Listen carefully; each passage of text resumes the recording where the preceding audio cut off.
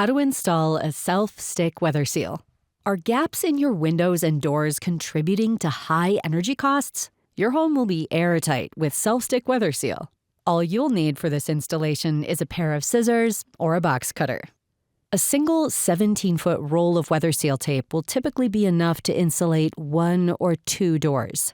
Because windows come in a wide variety of shapes, it's difficult to determine how many windows a roll will cover, but you can generate a rough estimate by adding together the length of all sides of a window and dividing that total by the length of the roll, making sure to add an additional 10% to account for waste.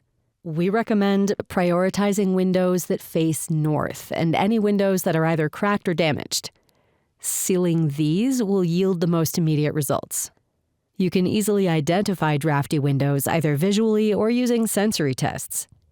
Visual clues include obvious gaps or cracks where air could be coming in, lighting bleeding, or condensation accumulating between the glass panes of a double or triple paned window.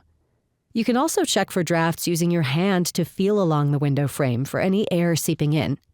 Got your cutting utensil in hand? Let's go! Before you get started, make sure that the surface that you'll be applying the self-stick WeatherSeal to is clean and dry.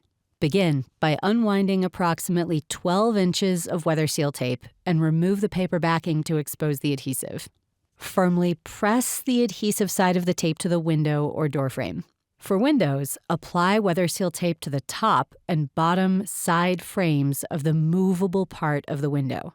For doors, apply WeatherSeal tape to the stop molding across the top and along both vertical sides of the doorway. Trim any excess with scissors or a box cutter, and repeat on any window or door surface you want to seal. For more DIY energy-saving tips, explore the NYSERDA website.